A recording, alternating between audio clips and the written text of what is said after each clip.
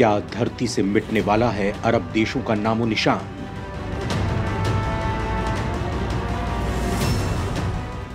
क्या काल के गाल में समा जाएंगे अरब देश के लोग?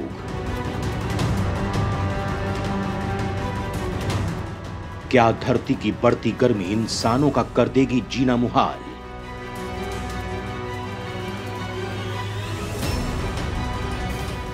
क्या यूरोपीय देशों का भी आ गया है अंतिम वक्त?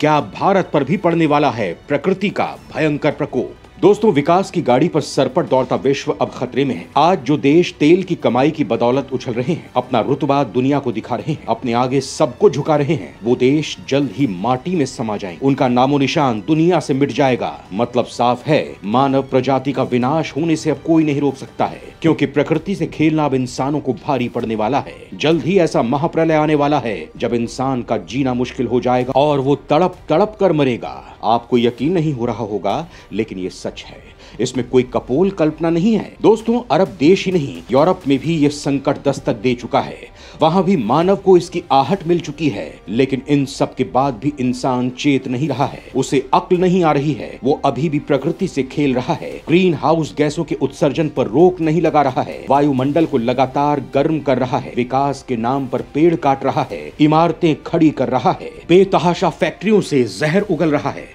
मतलब कुल मिलाकर इंसान खुद अपनी मौत को दावत दे रहा है। दोस्तों, भारत भी इस कड़ी में पीछे नहीं है। हिमालय के गलते ग्लेशियर और मौसम का बदलता मिजाज इसके उदाहरण हैं। यानी प्रकृति को बर्बाद करने की दौड़ में भारत भी शामिल है। ये बात अलग है कि ग्रीन हाउस गैसों को लेकर वो थोड़ी सजगता दिखा रहा है, लेकिन असल में इसके लिए जो कदम उठाए जाने चाहिए वो उसे पूरी तरह अमली जामा नहीं पहना रहा है। आज के इस वीडियो में हम प्रकृति के साथ हो रहे इसी खिलवाड़ पर चर्चा करेंगे जो हमारे लिए मौत बनकर आ रही है। तो चलिए शुरू करते हैं। दुनिया से मिटने वाला है अरब देशों का नामो निशान। प्रकृति ने इंसानों को दे दिया काल का संकेत। दोस्तों, तेल की कमाई से रईसी करने के लिए प्रख्यात अरब देशों पर संकट के गहरे बादल मंडरा रहे हैं और कुछ सालों के बाद अरब देश पूरी तरह से सुनसान हो जाएंगे और इंसानों का नामो निशान मिट सकता है। इस साल लंदन ही इतना ज्यादा गर्म हो गया था कि तमाम अखबारी हेडलाइंस लिख रहे थे कि लंदन शायद नया दुबई हो गया है, जहां गर्मी ने हर पुराने रिकॉर्ड को धराशायी कर दिया है। वहीं एक के बाद एक स्पेन और पुर्तगाल जैसे यूरोपीय देशों ने इस साल गर्मी के मामले में रिकॉर्ड ऊंचाई दर्ज की है, लेकिन उत्तरी गोलार्ध ने वास्तव में रिकॉर्ड तापमान को इस साल महसूस किया और यूरोप के कई हिस्सों में जंगल की आग भड़कने की आशंका जताई गई है।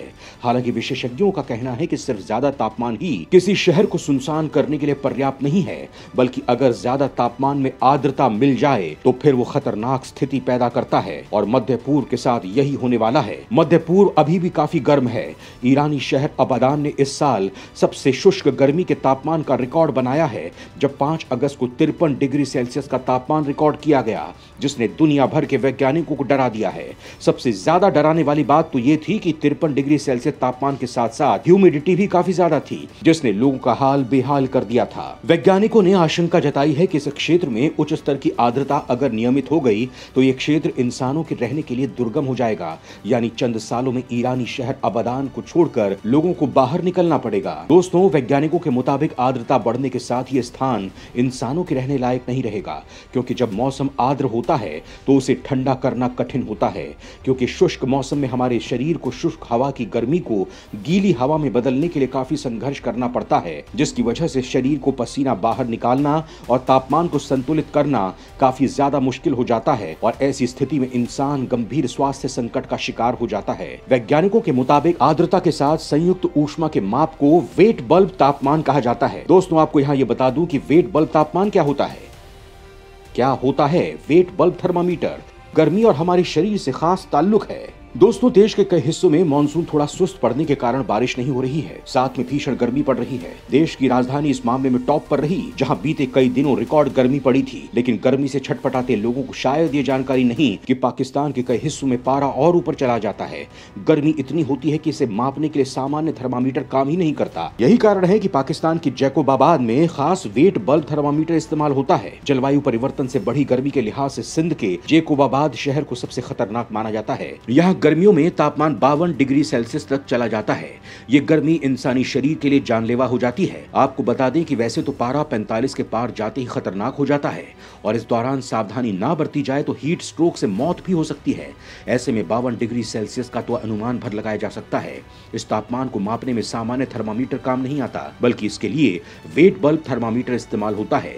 इसमें पारा तो होता है, लेकिन ये गीले कपड़े से कवर किया जाता है। आमतौर पर मलमल का कपड़ा लिया जाता है और उसे ठंडे पानी से भरे बर्तन में डुबो कर रखते हैं। इससे जो तापमान लिया जाता है वो हवा में नमी का संकेत देता है। दोस्तों, दुनिया को इस स्तर पर ले जाने में ग्लोबल वार्मिंग का बहुत बड़ा हाथ है।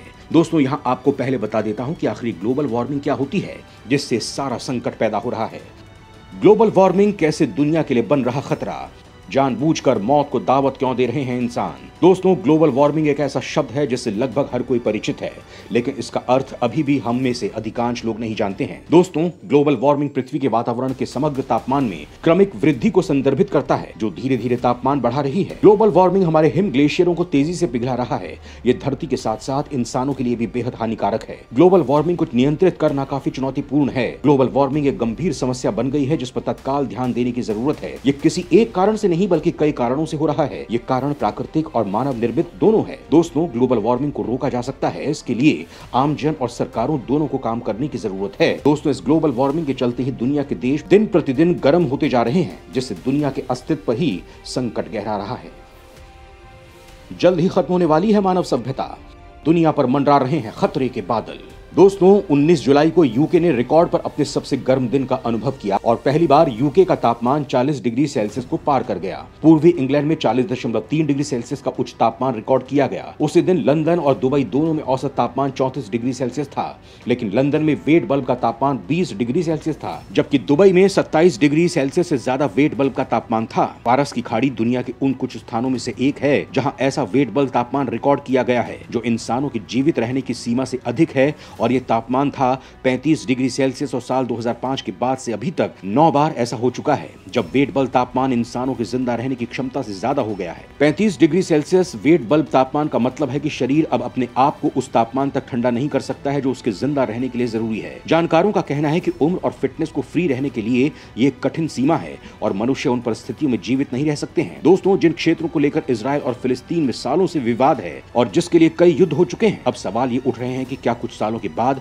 वो इलाके इंसानों के रहने लायक रहेंगे। कुछ खाड़ी अरब राज्यों में जैसे कुवैत, जहां ऊंची ऊंची इमारतों का तेजी से निर्माण हो रहा है। इस साल की गर्मी ने वहां के लोगों को आने वाले कल का ट्रेलर दिखा दिया है। कंस्ट्रक्शन में काम करने वाले सैकड़ों मजदूर बेहोश हुए हैं और दर्जनों मजदूरों की गर्मी से मौत हो गई है। वहीं जो बड़ी बड़ी इमारत बनी हुई है उनमें रहने वाले ज्यादातर लोगों के पास एयर कंडीशनिंग मशीन नहीं है और इस बार गर्मी में उनका रहना भी मुहाल हो गया है। खासकर मजदूर वर्ग पर गर्मी का भीषण असर पड़ा है। वैज्ञानिकों का कहना है कि मिडिल ईस्ट में 31 डिग्री सेल्सियस से ज्यादा वेट बल्ब इंसानों के लिए खतरे की सीमा है। वहीं एक MIT सिमुलेशन में पाया गया है कि यदि पारस की खाड़ी में ग्रीन हाउस उत्सर्जन की वर्तमान गति स्थिर रहती है तो अबू धाबी, दुबई और दोहा जैसे शहरों में वार्षिक अधिकतम वेट बल्ब तापमान इस सदी के अंत तक 35 डिग्री सेल्सियस से काफी आगे निकल जाएगा, जिसका मतलब ये हुआ कि इन क्षेत्रों में इंसानों का रहना लगभग नामुमकिन हो जाएगा। दोस्तों, जहां तक भारत की बात है तो दक्षिण एशिया में ग्लोबल वार्मिंग के परिणाम स्वरूप बढ़ते तापमान, गर्मी और आर्द्रता के स्तर के अधिक होने के कारण यह अनुमान है कि भारत में गर्मी का प्रकोप अधिक तीव्र,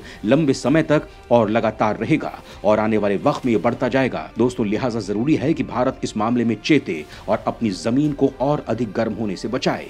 जय हिंद, जय भारत।